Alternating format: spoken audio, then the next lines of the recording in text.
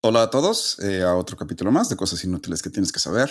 Antes del capítulo voy a anunciar a el ganador del capítulo anterior, que mira, qué coincidencia, soy yo. Así es, el tema de el videojuego de ET o el peor pero más importante videojuego de la historia ganó. Y empatado en segundo lugar, las troleadas del internet de Mario Alberto y los random facts de Mauricio. No olviden votar en cosasinútiles.com y disfruten del capítulo.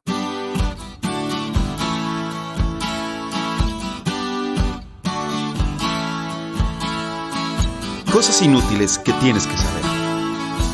Donde te enseñamos cosas que no te van a servir de nada, pero siempre es bueno saber.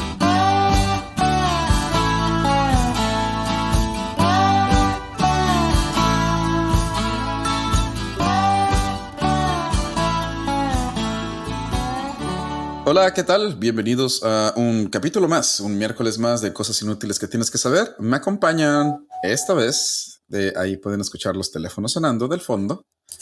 Me acompañan ahora, no de costumbre, porque tenemos un invitado especial el día de hoy. Pero antes de presentar al invitado especial, Mauricio, ¿cómo estás? ¿Qué tal, Fernando? Me gusta saludarte de nuevo y bienvenidos a todas y todos a otro miércoles más de cosas inútiles que tienes que saber. Él no es ni invitado ni especial, solo es Mauricio. No, oye, espérate. Bueno. Pero sí, ¿no? nuestro invitado, sí, no, sí eres especial, no te preocupes. O sea, bueno. Pero bueno, ya pudieron escuchar ahí de fondo a nuestro invitado especial el día de hoy. Mike, ¿cómo estás? ¿Qué onda, güey? Sí, muy bien. Ya aquí. Contento de que me vuelvan a invitar. Así es. Esperemos que todo salga bien. Miguel Borrola, Sí. señores y señoras, de Delicias para el Mundo. Así es. Si no reconocen la voz, él es Miguel Burrola, el cual de hecho ya nos ha acompañado en un capítulo en el que yo no estuve porque andaba de gira por otros continentes allá viajando. Y Es Miguel, así Uy, es, uy, uy, uy. obvio. Pues sí, pero Miguel, qué gusto compartir capítulo contigo. No, igualmente. De hecho, sí. El día de hoy seré yo quien va primero y luego Mauricio. Mientras tanto, Miguel nos compartirá random facts que obviamente trae súper preparados porque no le dijimos esta mañana que no, tenía no los que... acaba de googlear, obviamente. Obvio, Sí. porque desde la semana pasada sabíamos que Mario Alberto no podía ser obvio, ¿eh? No nos dijo esta mañana que no iba a poder grabar hoy. Un saludo al Mave que no pudo grabar hoy. Así que bueno, Mike, agradecemos el que hayas improvisado, pero sabemos que nos traes muy buenos random facts, así que danos el primero. El intento se hizo.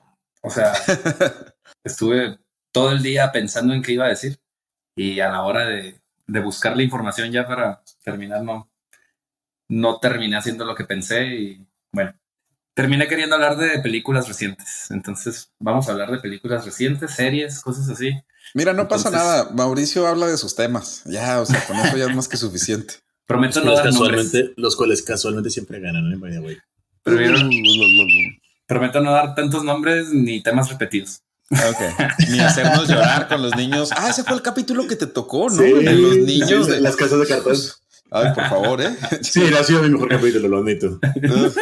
Qué bueno que lo sabes. Para la historia del podcast. No, mira, hay una película que no he visto todavía, pero se llama El Exorcista del Papa. ¿Ya la vieron?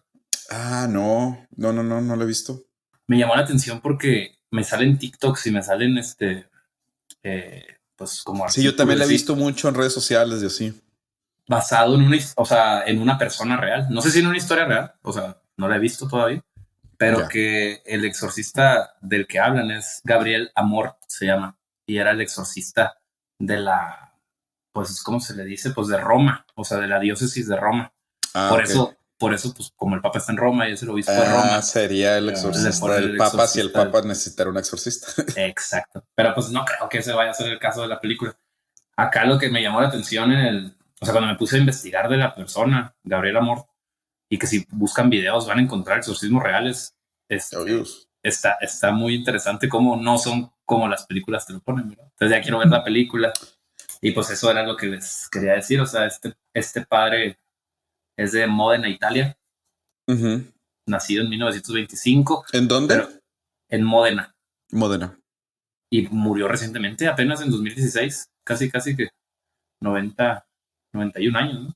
Ahora que lo mencionas, pues sí, no, o sea, el título El exorcista del Papa se puede interpretar de las dos maneras, ¿no? De que es un exorcista que atendió al Papa o que es el exorcista del Papa, o sea, más cercano al exorcista Papa. personal del Papa. No.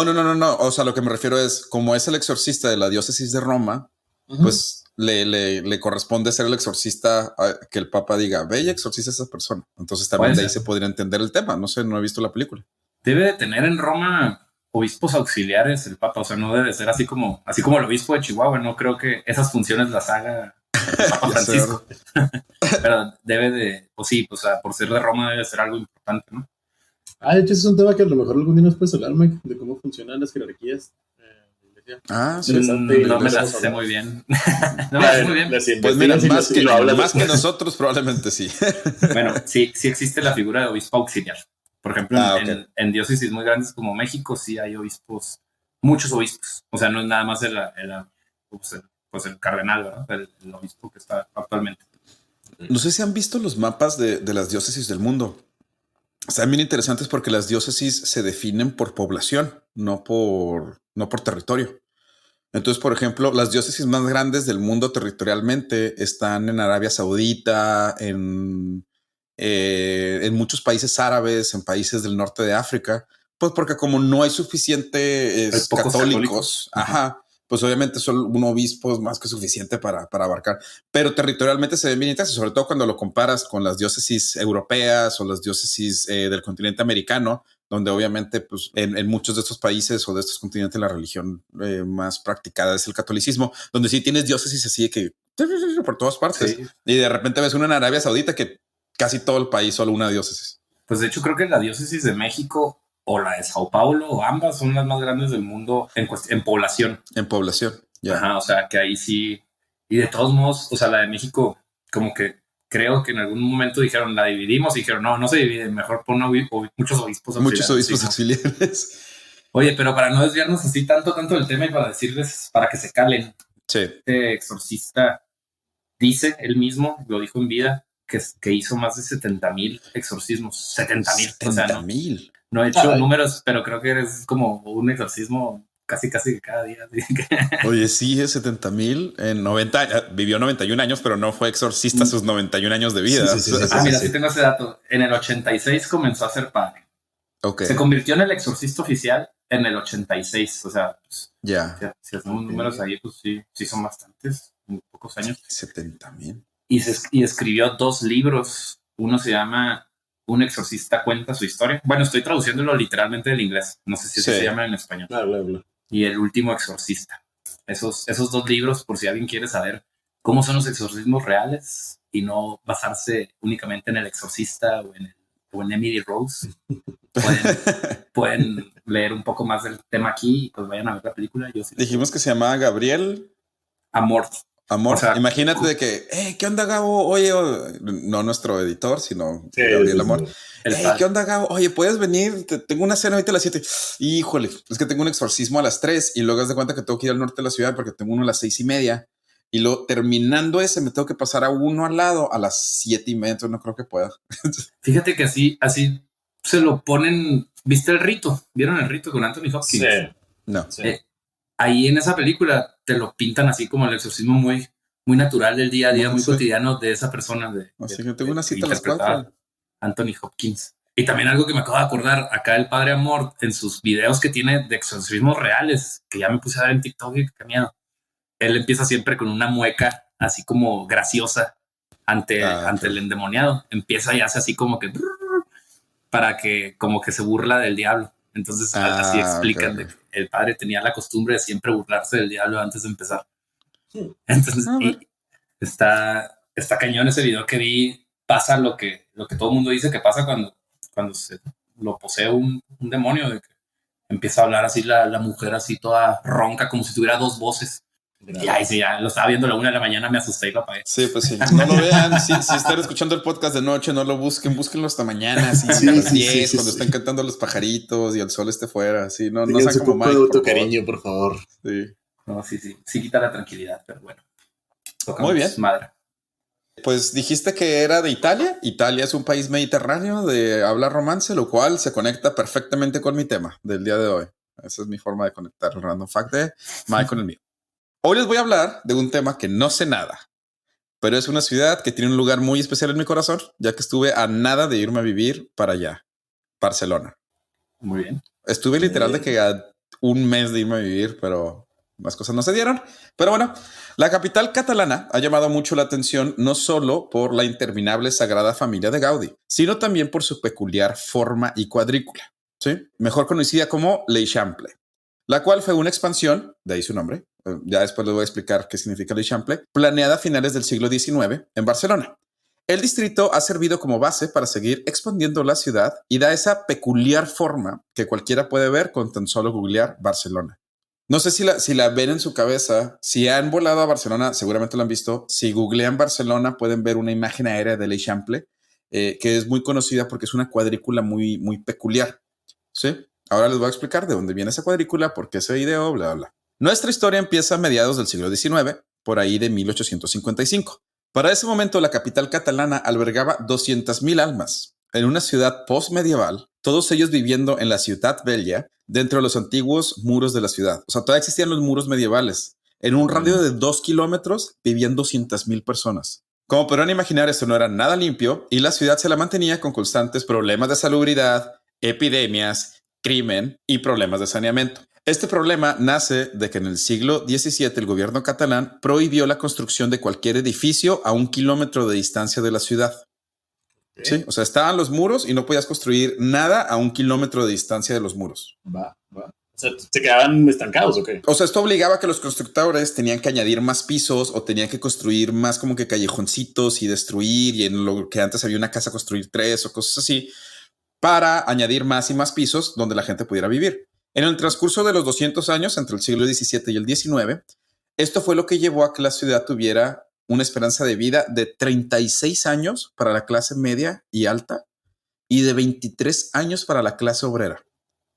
Por accidentes, por enfermedades, eso bajó.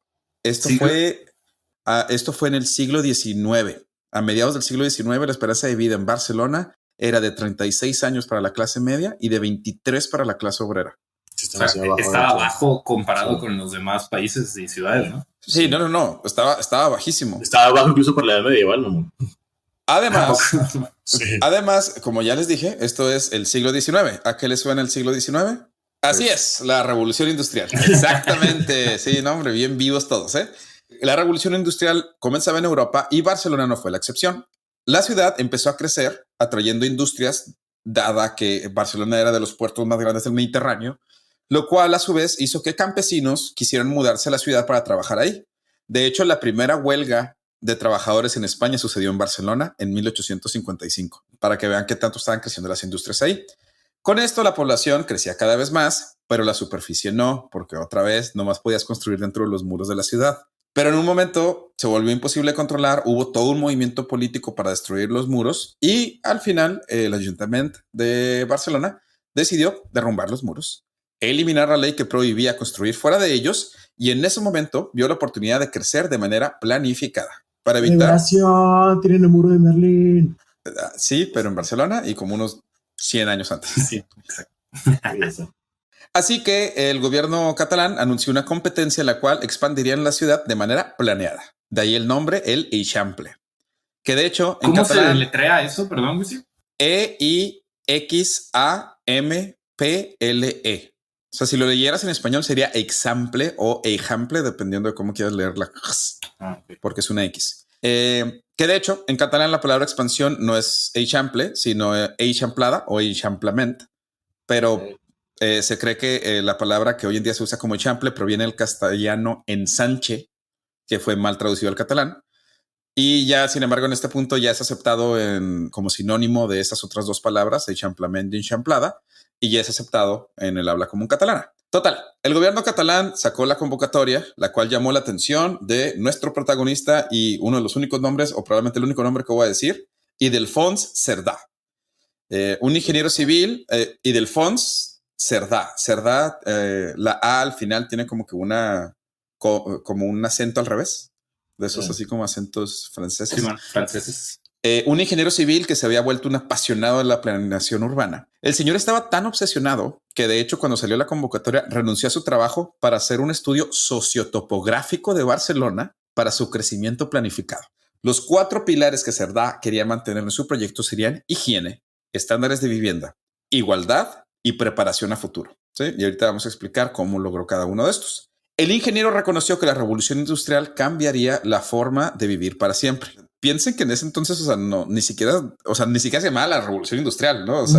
Él sabía que este era un momento clave para cómo iban a funcionar las ciudades. Él quería que esta nueva expansión estuviera preparada para este crecimiento. Cerdá presentó su proyecto, el cual ganó. Luego fue rechazado por el gobierno. Luego fue aceptado otra vez. Luego le pidieron que lo cambiara y luego lo volvió a meter. Y luego ya, ahora sí, por fin lo aceptaron. Ajá, exactamente. Todo esto porque el plan de Cerdá era apoyado por el gobierno español, mientras que el gobierno catalán prefería el plan de Antoni Rovira i Trias. Pero bueno, al final ganó el de Cerdá y de hecho, si lo buscan, todos los proyectos están publicados y pueden ver las imágenes de cómo se vería la ciudad de Barcelona y ninguna se parece a la que planeó el señor Ildefons. El proyecto era bastante ambicioso. La ciudad consistía únicamente en ese entonces de lo que hoy en día se conoce como la Ciudad Vella o Ciudad Vieja o el barrio gótico para los que han ido a Barcelona. Esta nueva expansión añadiría 6 nuevos distritos a la ciudad. O sea, en ese entonces la ciudad nomás era la Ciudad Vella, los intramuros. Esto añadiría 6 veces ese nivel de población. En el plan de Cerdá había 2 conceptos. Uno conocido como vías, que era todo lo que tuviera que ver con movilidad, redes de servicio y la vida pública. Las vías consistían de amplias avenidas para permitir la movilidad y visibilidad de vehículos, además de la cantidad de faroles y los metros que cada árbol tenía que estar entre uno y otro. Okay. Quiero parar un segundo aquí. No sé si se dieron cuenta que dije vehículos. Cerdá, en su mente visionaria, esperaba que en el futuro se inventara algún tipo de máquina para transportar a personas de manera individual, motorizada. O sea, entonces no se refería literalmente a las carretas de caballos. Yo creí que por eso era. No, él lo hizo pensando que en algún momento iba a haber algún tipo de vehículo automotor, ya sea con algún tipo de combustible o con Es que creo que en ese entonces ya existían los tranvías jalados por caballos. Entonces yo creo que en eso se basó para decir, no. Pues al rato va a haber más y más vehículos, ¿no? Ajá, sí. Lo que él pensó es que en algún momento eso se iba a volver algo personal. Y además en este entonces estaba creciendo mucho el motor de vapor. Entonces él pensaba que en algún momento eso iba a poder ser algo de uso personal. Este proyecto se inició él pensó en hacer eso 30 años antes de que se inventara el primer carro. Ok, de acuerdo. Pero aún así, las avenidas de hoy en día de Barcelona fueron ideadas con esto en mente. O sea, así de visionario era Ildefons. Sí, para adelantarte 30 años para saber que iba a haber un carro automotor, no manches. Ahí entonces, yo me acuerdo de una ciudad de España, pero no te sé decir cuál, que tenía muchas colinas y era un problema transportar a la gente y me acuerdo que usaban pues así los caballos, ¿no? Jalaban remolques así bien grandes para transportar a la gente, sí. Pues, no sé cuál. Pero no sé si era pues, Barcelona o Madrid o cuál ciudad. Ahí después lo busco. Bueno, ahí nos lo debes. Ok, la primera parte era vías y la segunda parte se le llama intervías, que era básicamente todo lo que tuviera que ver con la vida privada de los barceloneses. Esto consistía de cuadras con edificios mirando hacia las vías, cada edificio con un patio interior. De esta manera, Cerdá se aseguraba que todos los pisos y habitaciones, sin excepción, recibieran luz natural, ventilación y el sonido exterior cuando abrieran las ventanas. El ingeniero pensaba que esto era fundamental en una vida digna e igualitaria para todos. Además, lo que Cerdá quería unir era con toda esta gente viniendo del campo, él quería unir la vida urbana con la vida rural.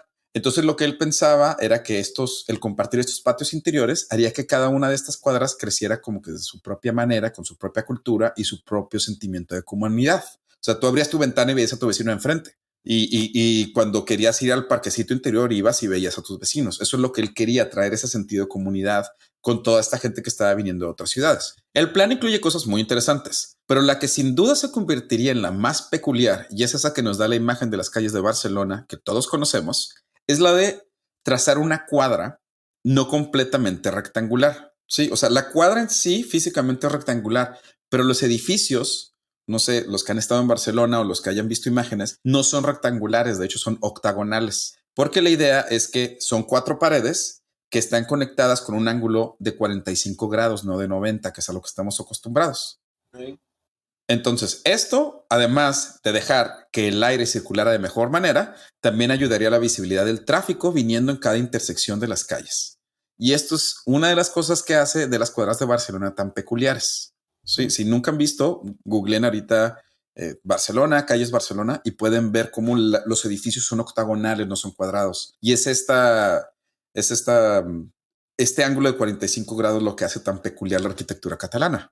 Las calles correrían de norte a sur, es decir, Barcelona está en un valle que acaba después de una montaña. Las calles correrían de las montañas al mar Mediterráneo y habría otras calles perpendiculares que correrían de este a oeste. Cerdá trató de hacer que las calles coincidieran con los puntos cardinales porque él quería que hubiera luz mientras hubiera sol, él quería que hubiera luz en cada una de las calles. Ok, qué fácil. Sí, claro, sí, no, pero además eso ayudaría a la ventilación y pues a la iluminación interna de cada edificio. El plan contaba con modelos de 10 por 10 manzanas, a las cuales él llamaría distritos. Estos distritos serían separados por calles de 50 metros. O sea, cada 10 manzanas tendrías una calle de 50 metros. Y luego dentro de estos distritos habría, cada 5 manzanas habría calles de 30 metros. Y por último, las calles internas serían de 20 metros. Todo esto en su plan de cómo quería que el Eixample se viera.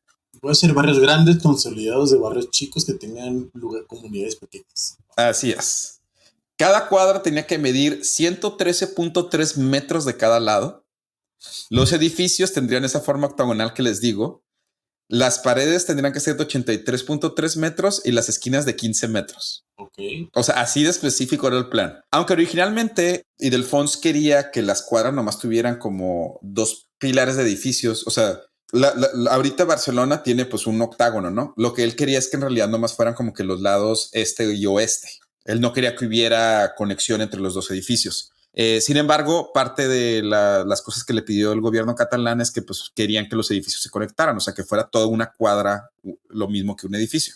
Entonces, esto es parte del cambio de los planes que tenía Cerdá. Cerdá llamaría esto el Eixample il·limitat, ya que siguiendo estas reglas, Barcelona podría crecer ilimitadamente siempre y cuando hubiera suficiente espacio.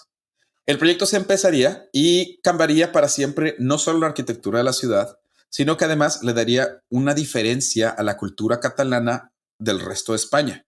Para los que no estén familiarizados con las diferencias culturales dentro de España, España tiene como unas 4 macroregiones culturales. Obviamente la que más conocemos es la catalana, pero en ese entonces el ser catalán era nomás el hablar el idioma catalán o el practicar la cultura catalana. Eixample y toda la planeación de Cerdá trajo una revolución arquitectónica en Barcelona. O sea, en este momento Barcelona ya estaba diciendo como que, ok, estos son nuestros edificios barcelonenses o catalanes. El plan sumado con que Barcelona fue elegida como la sede de la Exposición Universal de 1888 hicieron que el gobierno del Ayuntamiento y de Cataluña decidieran invertir más en el Eixample y además en construir varios edificios emblemáticos para que la ciudad tuviera sus atracciones para los turistas que venían de otros países. Durante esta época se construyeron edificios famosos que hoy en día conocemos como el Arc del Triomf, el Parc de la Ciutadella, entre otros de ellos. Y este movimiento dio inicio a lo que se conocería como el modernisme catalán, del cual formaron parte artistas como el muy conocido Antonio Gaudí y otros nombres menos conocidos como Lluís Domènech i Montaner, Josep Puig i Cadafalch, probablemente siendo obviamente Gaudí el más famoso con el Parc Güell, la Casa Batlló, la Pedrera y obviamente su más famosa e interminable obra, La Sagrada Familia, empezada en 1882 y planeada para ser terminada el 2030. Ok. Sí, de hecho fue consagrada el 2010. Ok. O sea, ajá, pero se empezó a construir en 1882. Bueno, el plan original de Cerdá fue terminado años después de su muerte. Moriría en 1876 en Las Caldas de Besaya, en Cantabria, donde moriría enfermo y semi arruinado, ya que el gobierno nunca terminó de pagarle sus honorarios por el proyecto. Sin embargo, Cerdá cambiaría Barcelona y tal vez Cataluña para siempre, otorgándole una identidad propia, iniciando el movimiento de identidad arquitectónica catalana y poniendo casi literalmente los primeros bloques para que Barcelona se convirtiera en una ciudad moderna. El plan original fue terminado y de hecho sigue siendo utilizado hoy en día para construir nuevas secciones de la ciudad. Aunque los muros se fueron, la ciudad bella nunca fue demolida. hubo muchas ciudades europeas que decidieron como que destruir la ciudad vieja, ¿no? O sea, la ciudad medieval, porque pues es difícil vivir con una ciudad medieval cuando tienes carros. O sea, Barcelona decidió no hacerlo. Sí, un poco. Hoy en día el barrio gótico es uno de los favoritos de nómadas digitales y turistas, pero no tanto de los locales, ya que obviamente los precios de las rentas han subido mucho.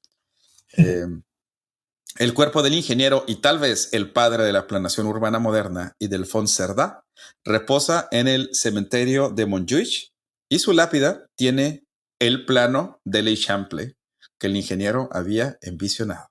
Y esta es la historia de cómo Barcelona diseñó y obtuvo su tan peculiar cuadrícula y forma que hoy en día impresiona a cualquier persona que aterriza en la ciudad. Vale, Excelente. Oye, ¿este chavo es reconocido como el padre del urbanismo, algo por el estilo? ¿O nomás no oficialmente, porque el urbanismo ya existía desde hace mucho tiempo, ¿no? Los romanos, claro, sí. Los romanos son muy famosos por la planeación que tenían de sus ciudades. Algunas personas lo consideran el padre del urbanismo moderno, o sea, del urbanismo orientado a carros, o sea, él quería que la ciudad te pudieras mover fácilmente y que la vida pública y privada vivieran juntas. Por eso Barcelona, de hecho, las calles social. O sea, las calles que él diseñó se han modificado muy poco desde entonces en cuanto a su arquitectura, porque él dijo qué porcentaje tenía que ser banqueta, qué porcentaje tenía que ser calle, qué porcentaje tenía que ser árboles. O sea, a ese punto de dedicación llegó Cerdà. Entonces... Okay. Se me hizo bien padre lo que dijiste de las esquinas, o sea, que como que las mocha, ¿verdad? O sea, ya estoy aquí viendo imágenes. Sí, como que les quita el filo a las esquinas. Por eso se vuelven octagonales y eso se vuelve bien útil. O sea, eso me molesta mucho de todas las ciudades cuando alguien se estaciona en la mera orilla y ya no te dejan ver si viene carro. O sea. No, y además incluso para el viento, o sea, porque lo que él quería era que el viento que bajara de las montañas o que viniera del norte circulara por la ciudad. Y pues las esquinas, a final de cuentas, si son totalmente de 90 grados, pues chocan, la bloquean, ¿no? Pero si tienes esa de 45 grados, eso ayuda a que dé como que una vueltecita, por así decirlo. Vi también hace un tiempo de que querían tomar de estos bloques que ya tiene Barcelona, estas cuadras, que querían hacer como espacios peatonales, o sea, como que ya darle como prioridad al peatón. Entonces querían hacer megabloques, o sea, agarrar 9 de estas cuadras y que todas las calles interiores sean peatonales. O sea, ahí yo me di cuenta, pues, de cómo eran las cuadras en Barcelona, como que no, nunca me ha fijado, pues sí. De hecho, el plan original, como te digo, nomás tenía edificios en el lado este y oeste de las cuadras. El lado norte y sur iba a ser parte del patio interno. Sí. Pero el gobierno catalán no quiso porque significaba menos gente en más espacio.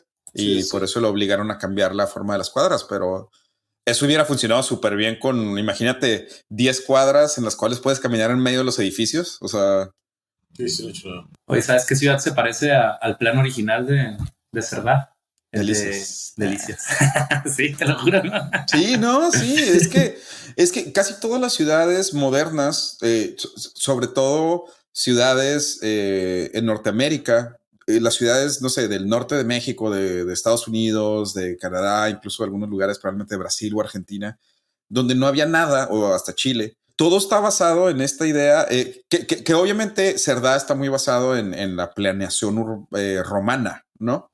Pero al final de cuentas Cerdà le da el twist en el que le pone los automóviles. Y si ves fotos, no sé, de Delicias, para los que no conozcan Delicias, de Ciudad Obregón, de Los Mochis, que son ciudades nuevas que se crearon cuando ya existía el automóvil, son ciudades con avenidas grandes, son ciudades con calles grandes. Cada ciertas cuadras hay una calle más grande para desfogar el tráfico, que era lo que estaba buscando Cerdà en su plan original del Eixample. Exactamente. Pues así es. Hoy en día pueden visitar su cuerpo en el cementerio de Montjuïc, perdón. Mi catalán no está fallando ahí, que antes era conocido como el cementerio Nou. Pero bueno, esta es la historia. O sea, el cementerio nuevo. Sí, pero ya no es nuevo, ya es muy viejo. Era nuevo en ese entonces. Sí. Pero sí, digo, hubo mucho tiempo, porque además Cerdà, hay mucho amor-odio por parte de los catalanes hacia Cerdà, porque Cerdà era muy hispanista. en el sentido que casi todos sus escritos son en español, no en catalán. Por eso el gobierno español lo quería su proyecto, porque todo su proyecto está escrito en español, mientras que otros proyectos, como el que les comenté, el que apoyaba el gobierno catalán, de Antoni Rovira y Trías, estaba escrito en catalán. Entonces existe como que ese amor-odio, porque al final de cuentas esta imagen de Barcelona como una ciudad, porque mucha gente te lo dice, que Barcelona no se siente como Madrid. Todo esto viene a la planificación de Cerdá. Oye. Oye, pero ahora que lo dices, por ejemplo, la Sagrada Familia tiene todo escrito en catalán, ¿no? ¿Habrá sido sí. obra de Gaudí originalmente o después dijeron, no, mejor en catalán? Gaudí era conocido por su catalanismo, por así decirlo. Okay. Pero además, obviamente, se ha intensificado mucho ahorita con esta cosa de la identidad catalana. Pero, pues sí. Esa es la historia de Barcelona o Muy Barcelona en catalán y por qué tiene esa tan peculiar cuadrícula digna de todo un delicias. Oye, vaya. Así es. Muy bien, ¿les parece si damos una pausa y regresamos con el tema de Mauricio y un random fact de Mike? Okay.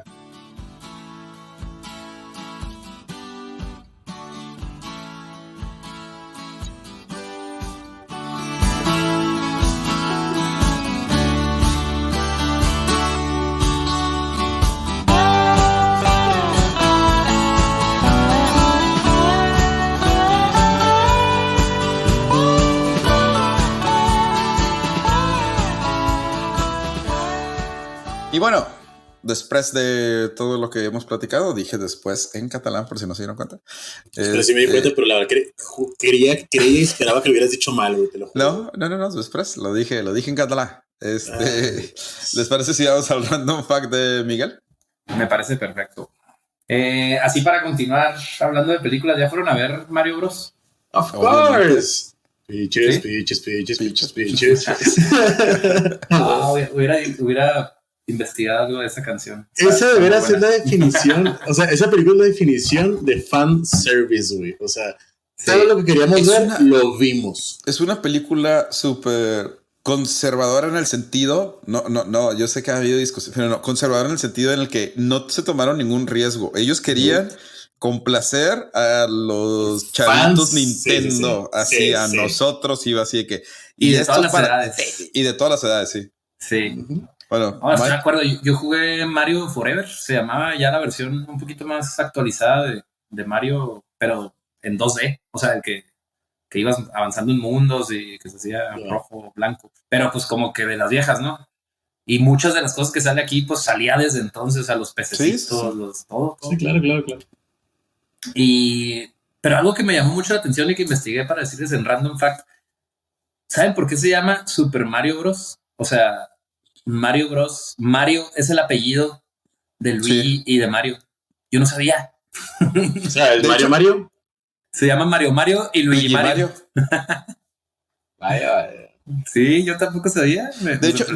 De hecho, hasta donde yo sé, no lo han confirmado ni negado.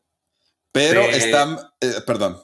Tengo un argumento Así es. Digo, en contra, pues, de lo que acabas de decir. Dicen que en la película Super Mario Bros. De 1993, ahí se menciona. De esa pero no la he visto. O sea, de hecho, random fact, en esa película los Super Mario Bros. Viven en Brooklyn y por eso en la película de ahorita viven en Brooklyn también. No sé si ibas a decir eso, Mike, perdón. No, pero... O sea, por eso viven en Brooklyn. Por eso... Y tienen un camioncito que dice Super Mario Bros. Cleaning... Plumbing Service. Sí. Que por cierto, hoy traigo mi playera de la librería de Brooklyn. Que está bien botana. Como un chino se le ocurrió que, sí, un italiano. Que sea plomero, mamón, sí. Sí. Obviamente. Digo, no lo tengo investigado, Mau, pero creo que algo tiene que ver con que alguien, el dueño... Es que Mario, su primera aparición fue en Donkey Kong. Sí, 1981, en el 81. Y esta película, o sea, se hizo popular después. Entonces creo que hubo alguien en Estados Unidos que tenía participación o era dueño de algo de Nintendo. Ya Nintendo se lo compra porque dice en otro random fact que la apariencia física de Mario ya que le dieron oficialmente como que se basaron en el dueño anterior. O sea, no lo investigué muy bien. O sea, eso también. De hecho, es muy interesante porque mucha de la apariencia de Mario, ya después obviamente ya con el 3D y todo lo cambiaron mucho, pero el Mario original, la apariencia que tiene está bien específica de esa época. Por ejemplo, tiene bigote para que puedas diferenciar la boca de la nariz y de los ojos. Nomás por eso tiene bigote, si no, no tendría bigote. O sea, como nomás tenías 8 bits para representar a la persona, tenías que hacer muy obvio dónde está. Por eso tiene overall, para que sepas dónde empiezan sus brazos.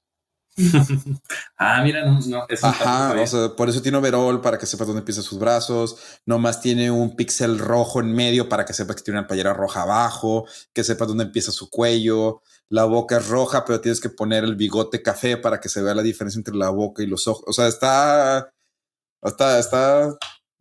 muy probablemente toda la historia de Mario fue después de haber hecho al 100%. Personaje. O sea, el personaje lo hicieron y así como se veía, pues parece que traigo overall, algo que sea plomero.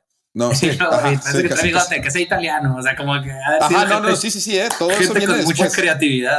Todo eso viene después, porque todo tiene que ver con que querían hacer un personaje que pudieras distinguir, que tenía ojos, que tenía nariz, que tenía bigote, boca y todo eso. Sí, y gorrito, ¿no? Porque si no, ¿cómo le hacemos el peinado? O sea, el gorrito es por exactamente. Exactamente para eso es el gorrito, para no tener que dibujar el peinado. Pues excelente. Los del 3D y se quejaron por lo difícil que era dibujarlo y en 3D, pero bueno. Pues ese fue mi random fact corto para pasar al siguiente tema. Muy bien, Mario y Luigi Mario. Ok, wow. Mauricio, ¿te parece si pasamos a tu tema? Con gusto.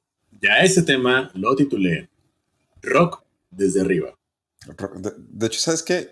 Lo bueno es que como ustedes titulan su tema, ya que yo nunca lo hago, porque yo digo que no se deberían de titular, voy a hacer una nota. ¿Cómo le llamas? Porque después lo tengo que escuchar y no te quiero escuchar tanto. Rock desde arriba. Ajá, sí. Muy bien, perfecto. Ya lo escribí. Ok, bueno. Muy bien. ¿Me puedo continuar? Sí, por favor. Ok, como me enseñaron a mí en la primaria, secundaria y prepa, lo primero es entender la palabra rock.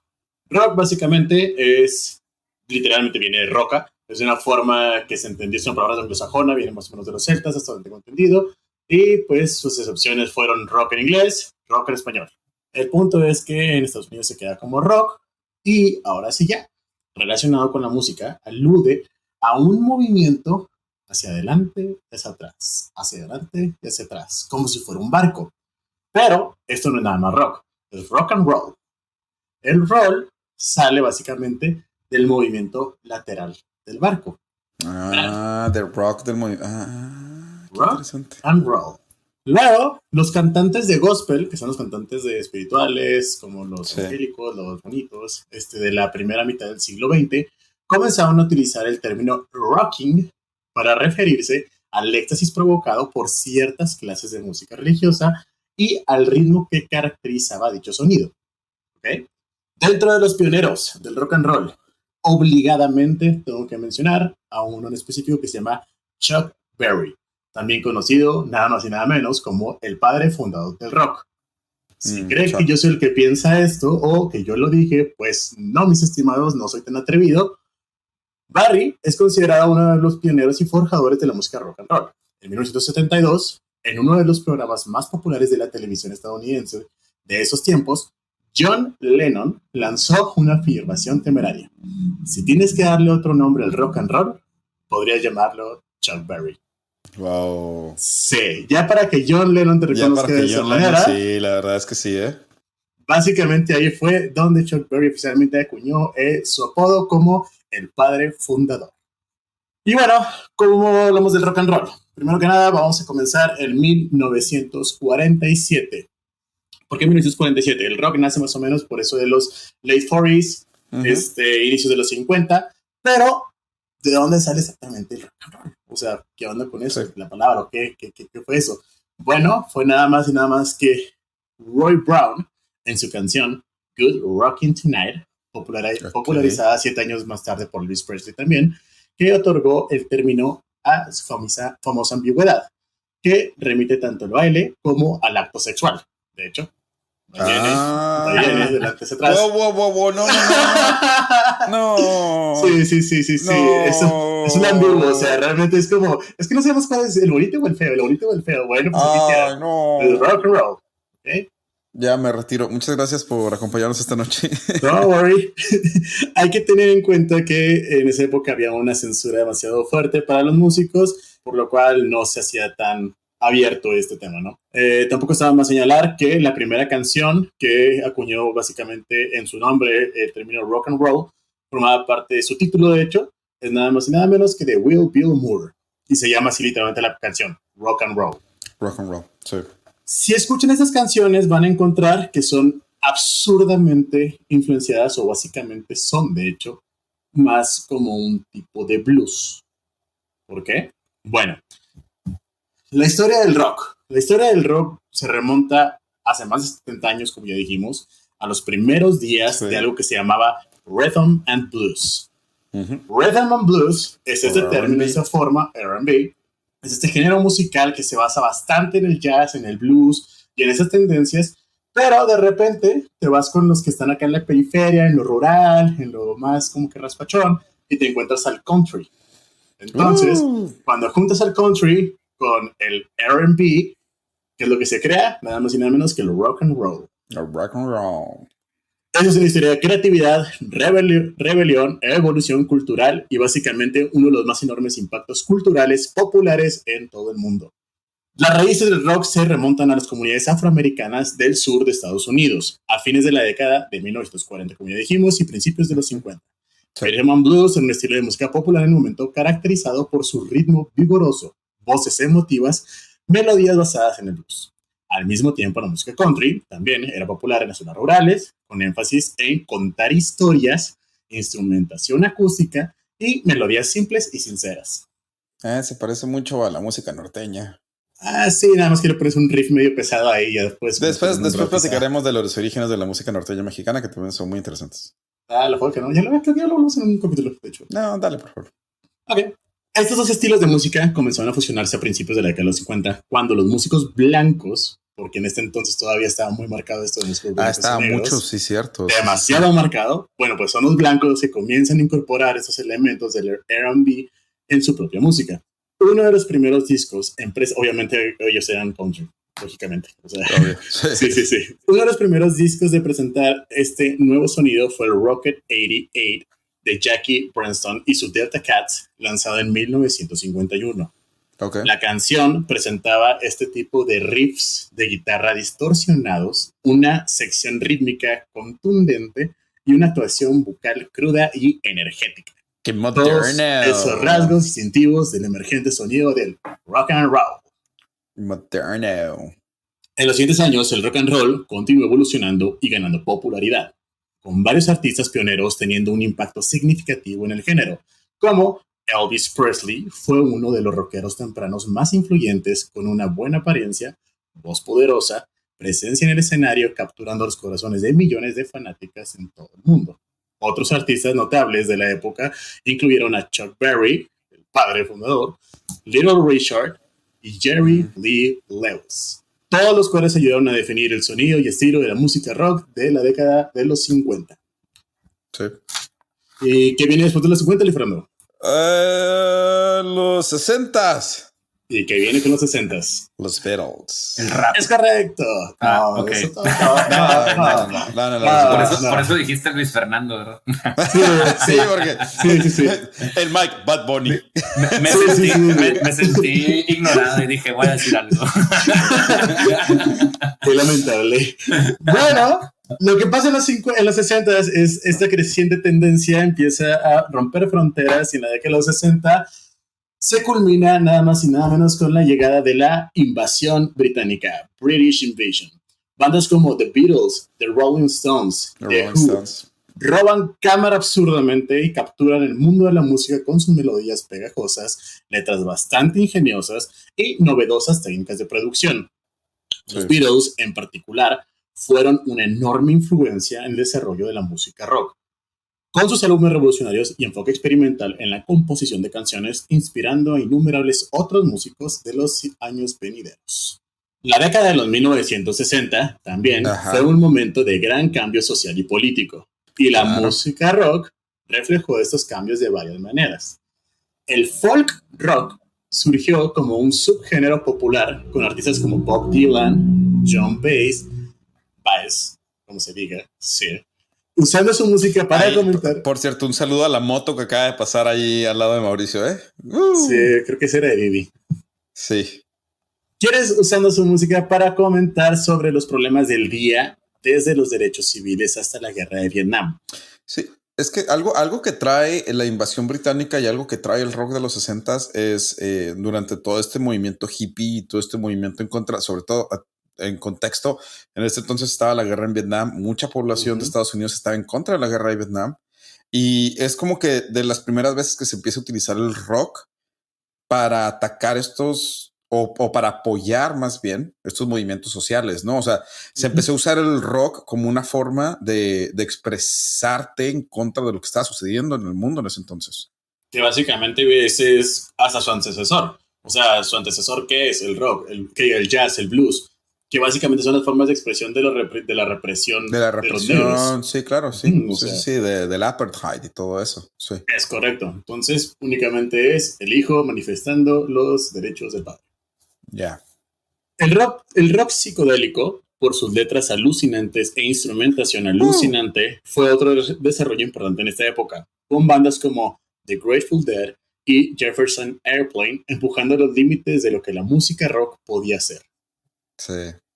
Y ahora sí, pasamos a una de mis décadas personalmente favoritas, la década de 1970. En esta década se presenció el surgimiento del hard rock y el heavy metal. No, el heavy metal. Aquí es donde está lo interesante, porque definitivamente el heavy metal que ustedes conocen hoy en día no es el mismo que sus papás conocen, sino que pregúnteles cuál es el heavy metal de ellos. Sí. Está muy... Saludos, Inge. Está muy padre cuando hablamos de rock pesado, o de hard rock, o de heavy metal, porque el heavy metal que estamos acostumbrados en los 2000s y después de los 2000s es muy heavy. Y el heavy metal o rock pesado de ese entonces, ahorita sería considerado como soft rock. O sea, es correcto. ¿Y cuáles son estas bandas que lo caracterizan? Bueno, lo que lo caracteriza primero son riffs de guitarra mucho más estruendosos, baterías pesadas, ahora sigue siendo cortes de tiempo, aumentos de intensidad y acentos específicos en los que revientan canciones básicamente, y voces demasiado poderosas que siempre están sonando constantemente en la canción. Eso se convirtió en una gran influencia, y de las bandas que podemos encontrar aquí son Led Zeppelin, Black Sabbath y Deep Purple. Luego, en esta misma década, tenemos una variante que se llama el punk rock. También surge como bandas como The Ramones y The Sex Pistols, rechazando los excesos de la escena de rock mainstream a favor de una estética más do it yourself y simplificada. O sea, en mi garage yo lo puedo grabar, don't worry. Exacto, así es. De hecho, el que diseñó el logo de los Ramones es de Chihuahua, ¿eh? ¿En serio? Sí. El hijo de la Lupita, ahí el de... No te creas, estoy jugando. No. Yo lo conocí, en paz descanse. Era... Lo conocían como el sexto Ramón, porque el quinto Ramón es su productor, pero de hecho, el logo de los Ramones viene de una visita que tienen los Ramones, que son 4, el productor y él, que van a la Casa Blanca, y por eso el logo de los Ramones es el águila. Él lo diseñó, en paz descanse, que murió, pero sí, me tocó conocerlo ahí, pero sí. Lo googlean. Se acaban los 70 y se vienen los años 80. Aquí tenemos el surgimiento de la New Wave y el rock alternativo, con bandas como The Cure, R.E.M. y nada más y nada menos que U2. Estos traían un sonido un poco más introspectivos y melódico al frente. También fue la era del hair metal, o sea, el cabello a todo lo que da, con bandas como Bon Jovi y Poison dominando los escenarios con sus largos cabellos rizados. Sí, o sea, ya para esta década de los 80s, con Aerosmith, con Bon Jovi, con todo este como que glamour rock que viene, que después se convierte en glamour metal. Bon Jovi tiene existiendo y Aerosmith desde los 80. No, de hecho, creo que Aerosmith incluso es un poco antes. Sí, es late 70s. Y ya aquí ya empieza el rock, que la mayoría de nuestros radioescuchas ya le tocó escucharlo. O sea, porque claro, sí, nosotros sabemos de Led Zeppelin, sabemos de los Beatles, sabemos de Ramones, pero ya ahora ya estamos escuchando bandas que todavía podrías ir a ver en vivo. O sea, en los 80s, con la entrada de Metallica, o sea, ya estas son bandas. Metallicas acaba de sacar un disco hace literal semanas, una semana. Yo acabo de ir a ver a Guns N' Roses en noviembre pasado, o sea. Sí, o sea. Sí. De hecho, así es como ha sobrevivido el rock básicamente hoy en día, pero de eso hablamos después. Porque en este momento lo que le quiero decir es acerca de la década de los hermosos 90. Ándale, la del post todo. A pesar de la creciente popularidad de la música electrónica de baile de los años 90, porque aquí ya se está yendo más todo a un sintetizador, a más de que hacer música con instrumentos, la música rock continuó prosperando con la aparición del grunge y el rock alternativo como subgéneros dominantes. Los mejores bandas géneros como Nirvana, Pearl Soundgarden, y Alice in Chains, todas originarias del noreste del Pacífico, estuvieron a la vanguardia del movimiento grunge, caracterizado por el sonido de la guitarra pesado, distorsionado y letras llenas de angustia. Digo, también, por ejemplo, bandas como Creed, que el problema de Creed es que después se volvió muy comercial, pero Creed todavía le toca entrar a la época grunge. Sí. Es como tú dices, son guitarras muy sucias, muy distorsionadas y letras de mucha angustia. Es el deseo del emo. Es lo pre-emo. Sí, no queda duda. Mientras tanto, bandas de rock alternativo como Radiohead, Smashing Pumpkins y Beck trajeron un enfoque más experimental y eléctrico a la música rock, incorporando elementos de música electrónica, folk y psicodelia en su sonido. ¿Qué es lo que estamos viendo aquí? Estamos viendo que todo esto de los sintetizadores evoluciona al rock antiguo y tenemos este nuevo rock un poco más sintetizado, producido. Digitalizado, por así decirlo. Ajá.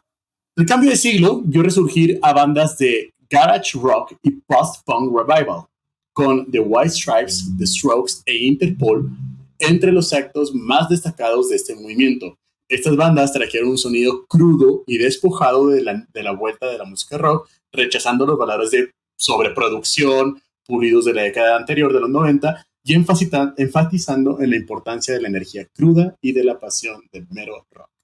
Así es. En los años siguientes, la música rock continuó evolucionando, adaptándose a nuevos estilos y tecnologías.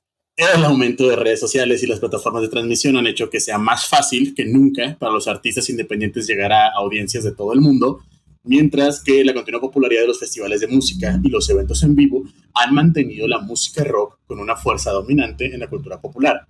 Si bien es cierto que cada vez es menos común ver nuevos grupos emergentes de rock que lleguen a la cima, los clásicos de los 90s, 80s, 70s e incluso algunos de los 60s siguen dando razón de lo que conocemos como rock y podemos ir a verlos en concierto todavía. Así es. De hecho es muy interesante porque como una persona que, digo, nosotros crecimos mucho con el rock porque a mi papá le gusta el rock. Demasiado. Crecimos disfrutando del rock de ese entonces, sobre todo Mauricio y yo, digo, Mario en su nivel. No sé, Mike, ¿ustedes qué tan rockerillos son? Yo sí escucho rock, pero ochentero, como Metallica y ¿cómo se llaman los del The Wall? Pink Floyd.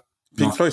Sí, Pink Floyd. Sí. Sí, o sea, es que tengo muchas canciones de esas que me gustan, pero así que yo sea fan, pues no. Es que también hay un movimiento en México, sobre todo en el norte de México en ese entonces, en el que empezó a permear mucha influencia de Estados Unidos. Y por eso muchos de nuestros papás de los 60s o de los 50s empezaron a escuchar mucho rock, porque es cuando empezó a entrar mucho la música en inglés en México y todo eso. Y es de ahí que nosotros creciéramos con eso. Pero bueno, o sea, el punto es, hay muchas de las bandas nuevas, porque yo trato de escuchar nuevo rock, a veces las catalogan como rock pop, porque eso fue como que lo que más terminó pegando al final. O sea, No, y si hay bandas realmente emergentes que lo están intentando. Por ejemplo, por ahí está Jingleberry, una excelente banda de rock. Sí, claro, no sé qué. Es la banda de nuestro productor Gabo, de hecho. Felicidades, Gabo. Saludos. Mauricio toca en algunas canciones. Sí, por ahí. Yo seguía con la batería un rato. No, por ejemplo, una de las bandas más famosas ahorita de rock, o sea, moderno, sería The Manskin, que es una banda italiana que ha vuelto el italiano, perdón, el rock medio. Lo ha traído de vuelta, lo está tratando de traer de vuelta, este nuevo rock, ¿no? Obviamente yo sé que, por ejemplo, Metallica tuvo un resurgimiento por Stranger Things, creo. No sé, no veo la serie, pero sé que uno de los personajes le gusta Metallica y eso trajo un resurgimiento con las nuevas generaciones. Sí, un poco. Pero pues sí. Pues yo empecé a escuchar rock gracias al jueguito de Nintendo y Xbox, Rock Band. Sí. Rock Band, sí, obviamente. Sí, es cierto. Sí, lo revivió bastante, de hecho. Todas esas canciones que a mí me gustaron de Rock Band las tengo en Spotify en mis favoritas y por eso te digo, muchas de las canciones que me sé así casi que completas, bueno, no completas, pero los coros mínimo, pues vienen de eso, de que me gustaron en la secundaria y ahí las tengo. Sí, es cierto, el rock se me olvida. Para finalizar este tema voy a dejar dos cositas nada más para mencionar, que la primera es, ¿cuál ha sido la mejor banda de rock de la historia? Si ustedes creen que este humilde servidor se va a atrever siquiera a especular esto frente a mi radio escuchas, pues no soy tan güey. Lo que hice fue únicamente preguntarle a una IA, ChatGPT, le pregunté, oye, dime cuál ha sido la mejor banda de rock, si se puede. Y su respuesta específica fue, es una pregunta difícil, ya que la música es subjetiva y lo que puede ser considerado como mejor vendría para una persona que para otra. Además, hay muchas bandas de rock influyentes y exitosas a lo largo de la historia.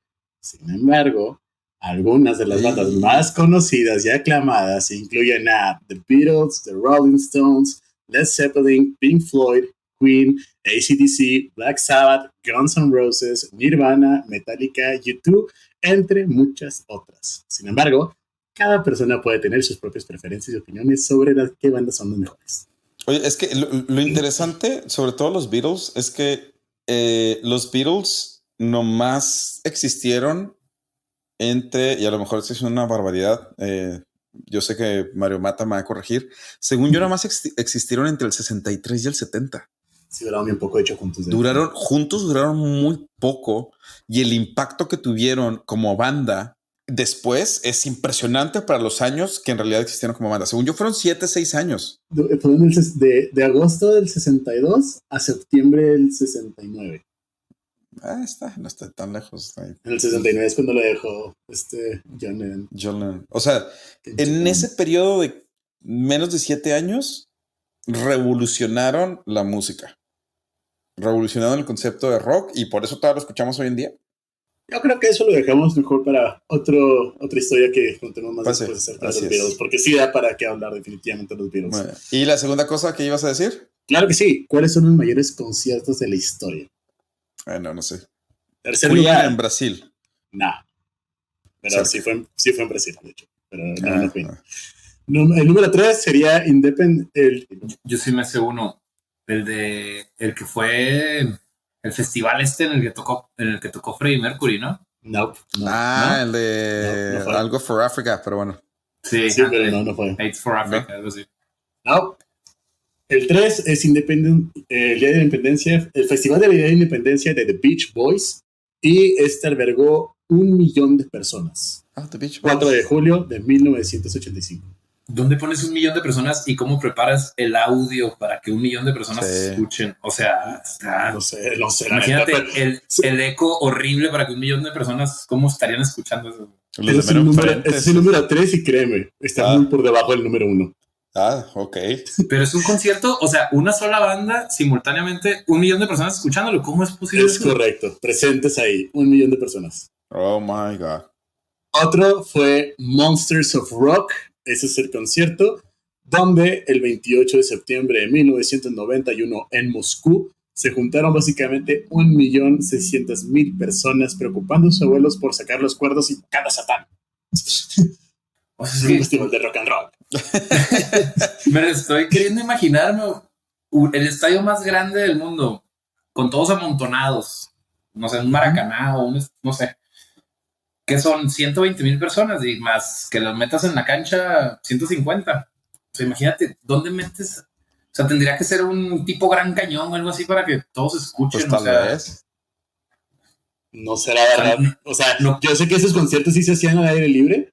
Tengo entendido eso hasta donde yo sé. No sé cómo funcionaba, no soy de la época, pero sí. No, sí, definitivamente no eres de la época. De hecho, no soy de la época más que de porque que es el número 1, es New Year's Eve en Río de Janeiro, 31 de diciembre de 1994, por lo cual un servidor ya estaba vivo, en el que Rod Stewart juntó nada más y nada más menos que a 4,2 millones de personas en su concierto, reconocido por el libro Guinness Records. O sea, me estás diciendo que todo Chihuahua más Tlaxcala, si existiera, ¿estaban ahí? Yep, en Copacabana, Río de Janeiro, Brasil. Oh, pues sí. Eso de Tlaxcala no sirve. Es como que ¿cuánta gente va a tu casa? O sea, que ¿con cuántas personas vienes? No, pues con 5 amigos y todo Tlaxcala. Ok, con 5 amigos. Oye, mi papá trabajaba con una señora de Tlaxcala y cómo se burlaban de ella, O sea, bueno, a lo que a mí consciente, pues no trabajaba con nadie, ¿no? Porque una señora de Tlaxcala, pues quién sabe, o sea, 5 amigos y todo Tlaxcala, pues sí, vienen 5 amigos. No, se me hace muy difícil de creer esa cantidad de gente. Le puedes decir a los Record Guinness, le puedes decir a Rod Stewart, le puedes decir a quien nos ante los derechos de sus canciones, pues lo que gustas, pues adelante. Yo le voy a decir a todo Tlaxcala. De hecho, ahora sí, como rumor, no es el único récord que ostenta Stewart, porque como un cierto rumorcillo nada más, se cree que conserva la nariz que más cocaína ha aspirado en toda la historia de la música cantada. Mira nomás. Yep. Wow. Y bueno, esta es la historia del rock que les quería contar y lo titulé El Rock desde arriba. El rock desde arriba. Bien. Pues ahí de nuestro género favorito, que también hay rock en catalán. Así lo conectamos a mi tema de ese entonces. Ahí si quieren pueden escuchar los catarres o charango. Y todavía hay otros grupos más famosos. Pero bueno, X. Vamos a la última pausa y regresamos con el último random fact de Miguel. Hello.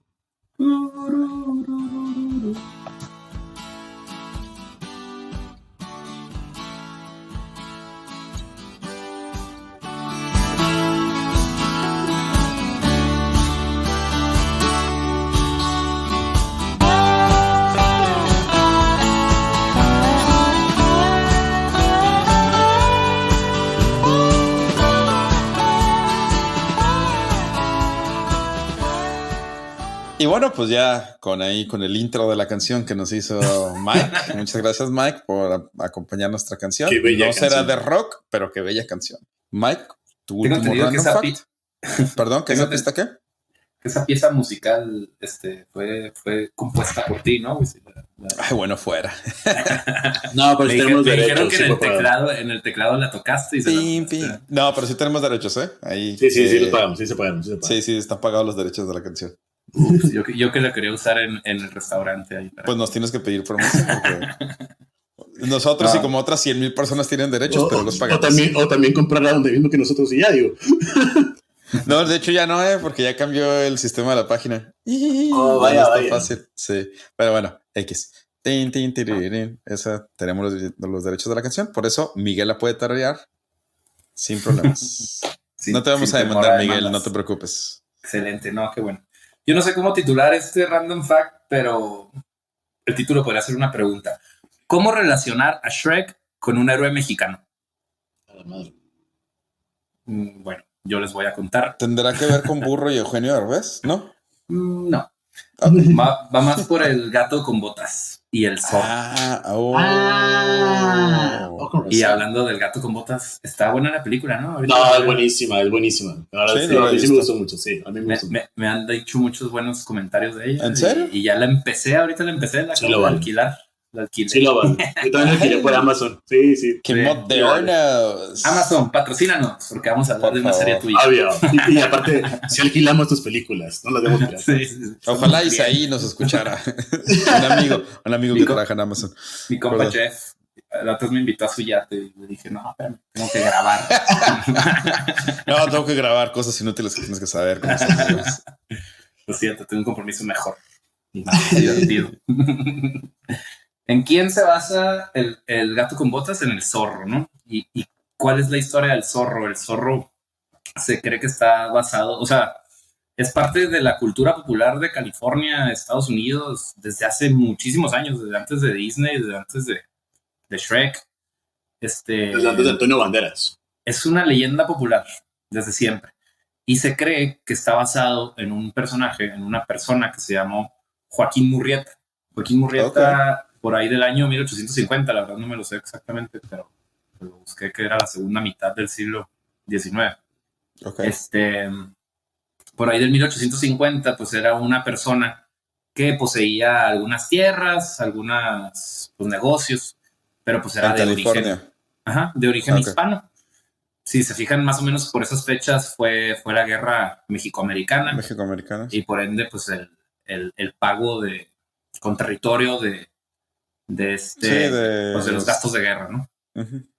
Entonces, ¿qué pasó con todos estos hispanos que ya tenían negocios en California, tierras, minas incluso? Pues los descendientes de germanos, británicos, llegaron a quitárselos. O sea, de hecho, pues era gente, pues al parecer no muy educada de las 13 colonias que iban emigrando en busca de un mejor negocio. Vida, pues, sí. Y claro que se sentían superiores, claro que dijeron de que no, pues, los hispanos váyanse para allá, y ni se hable de los indígenas, esos ya estaban relegados incluso por los hispanos. O sea. Ya desde antes. Pero no tanto los anglicanos. Sí, es diferente la forma en la que los anglosajones manejaron el apartheid comparado con la forma en la que lo manejaron los hispanos, nuestros antepasados, sí, o sea. Sí, no, de hecho, algo que conserva todavía California, pues es el nombre de las ciudades y pues todas las misiones que se hicieron de jesuitas, franciscanos, o sea, era para incluir a la población indígena, para enseñarlos a hacer cosas, para mestizaje, o sea, pues sí, claro que hubo cosas malas, ¿no? Pero pues bueno, vamos a hablar de Joaquín Murrieta. Por favor. Joaquín Murrieta, al parecer humillado por ladrones, racistas, anglosajones, le quitaron sus tierras, empezó a trabajar de minero también lo robaron o lo volvieron a dejar sin nada. Entonces, ¿qué decide hacer? Pues lo que cualquier mexicano sin ningún peso, hambre y ganas de venganza haría. Pues empezó a pagarles con la misma moneda y empezó a robar ganado, empezó a robar. Se hizo, pues inteligentemente o astutamente, si lo quieres ver, se hizo una banda de rateros que robaban, pero para darle a la comunidad hispana que estaban todos como él, que se habían quedado sin nada. A esta banda le llamaron los Joaquines porque eran Joaquín Murrieta y otros dos que también se llamaban Joaquín. Como que estaba reclutando gente. ¿Cómo te llamas? No, Armando. No, lo siento. No. ¿Cómo te llamas? Guillermo. No, el que sigue. o más bien de que Joaquín. ¡Ah, tocayo! Así tipo Superman y Batman. Acá de que tu mamá también se llama Martha. Entonces, oye, seguro entró al bar y luego gritó ¡Joaquín! Y luego los que ustedes dos, vénganse. Ándale. Decía, tocayo, ya, somos uno mismo. No, sí, pues ya le pusieron los Joaquines y durante muchos años en California fueron símbolo de resistencia. No sabemos, de hecho, realmente si murió, creo. O sea, hay como que temas discrepancia de dónde pudo haber quedado. Y luego también dice que alguien tenía una parte ahí del cuerpo que guardaban y luego se perdió. Total, hay muchas leyendas a raíz de eso. Es como la cabeza de Pancho Villa y como así de todo el mundo sacan leyendas. Pero lo que sí es un hecho es que su historia perduró y se impregnó tanto en la historia de California que llegó a Hollywood y por ende al mundo, ¿no? Entonces ahora tenemos uno de los héroes más conocidos por la cultura popular del mundo. Es un hispano, mexicano y luego americano que peleaba para regresar así como las cosas que les habían quitado a la comunidad relegada. De hecho, dicen que nació en Álamos, Sonora. Vale, ¿cuánto será? Uh-huh.